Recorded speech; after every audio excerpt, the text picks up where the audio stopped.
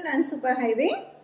This was a project with 4 to 6 lane road. This was started in the year 1999. The highway network connect major city as well as cultural and industrial centers of the country. And you can see the map over there. The links are red dots. Delhi to Jaipur, Ahmedabad, Surat, Mumbai to Pune, Bangalore to Chennai, Visakhapatnam, Bhubaneswar, Kolkata, Allahabad, Kanpur and Delhi. Okay, these are called as the Golden Quadrilateral Superhighways, connect a project with 4 to 6 lane road here.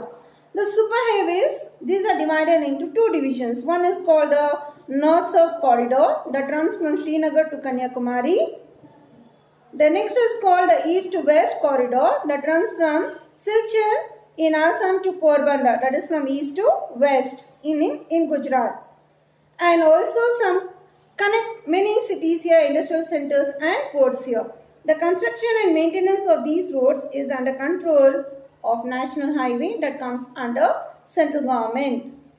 National Highway Authority of India, that is called NHAI. Here children, can you observe this? Golden Quadrilateral and Superhighway. The places which is getting connected from north to south, east to west, and from east to west, and other industrial centers and ports. So this is a map on Golden Quadrilateral or Superhighways. The next let us study, that is about National Highway.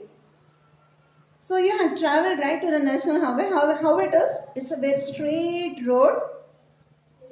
So you might have traveled to Hyderabad, right? So this National Highways, who's in charge, which government? It comes under Central Public Work Department.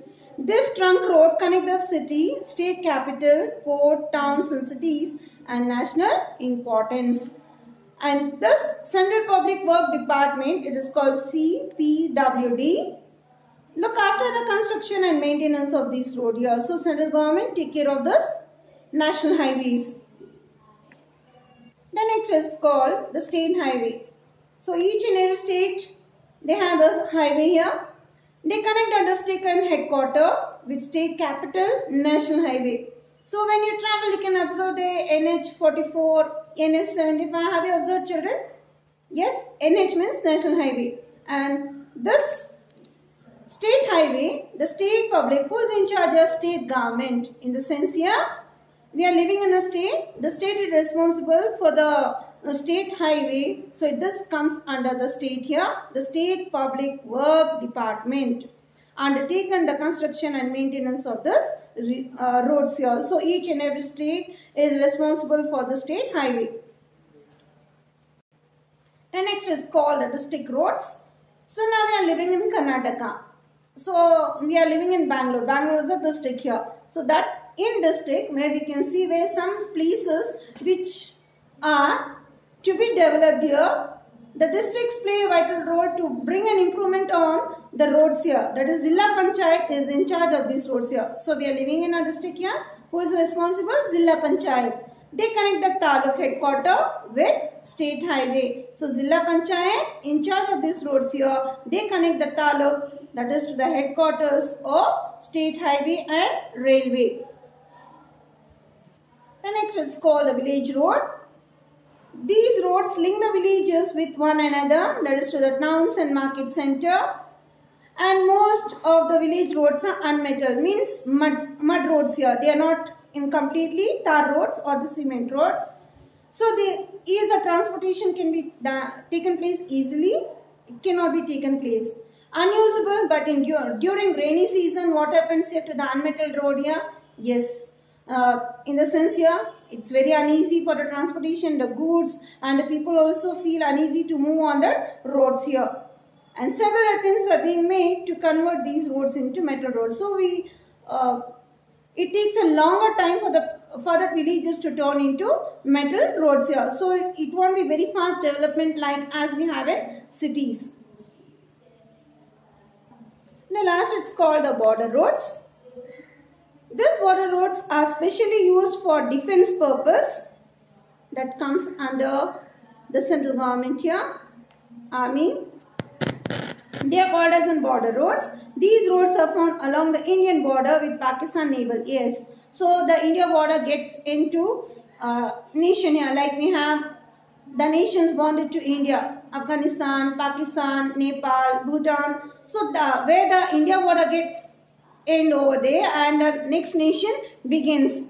So where the border roads we can see here: Pakistan, Nepal, Bhutan, Bangladesh, and Myanmar. The construction and maintenance of these roads that comes under the Border Road Development Authority. So they are going to divide the road here. So this is your nation border where it's come to an end and our nation begins. So this is taken in charge by the Border Roads Development Authority. And here National Highway, where that is called number 7 National Highway is the longest in India. Previously I showed you that. The Manali-Leh road is the world highest road. Then the next let us study about the transport that is called the railway transport. Railways are the other important mode of land transport. They are very useful. For what purpose? For carrying goods, large number of passengers, for a very long distance. And the first railway that was begun, that is by Lord Dalhousie, Bombay to Thane. That was the first steam engine began by Lord Dalhousie, where they were carrying the raw materials. Then they started to take the passengers also. Railway transport play a vital role in the development of agriculture, industry, and economy of India. They help to expand trade and tourism. So we have so many type of trains in our India, right?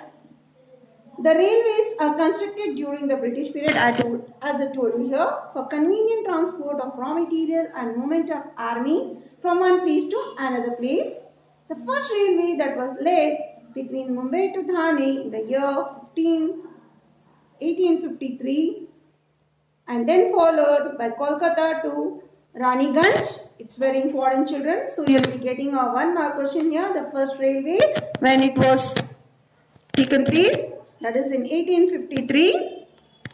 Chennai to Arokanam in 1864, and then the railway transport started to bring development here. Railway, from the largest public sector undertaking in India. It has a network of 7,031 stations and a length of 64,015 kilometers. The railways are divided into 16 zones for the purpose of efficient management, and many steps are taken to provide comfortable and safe railway travel. The next is called a pipeline. This is also one of the mode of transport. For what purpose? The pipelines are laid under the earth's surface. They are mostly used to transport crude oil, petroleum, from oil field to refineries, natural gas, and mineral slurry. The total length of the pipeline in India is 35,676 kilometers. And do you know, children, the Hazira in Bijapur, Jagadishpur, that is called as HVJ, has a gas pipeline that is the longest pipeline in India. It's of 2,300 kilometers long. Now after this, now let us study about our next way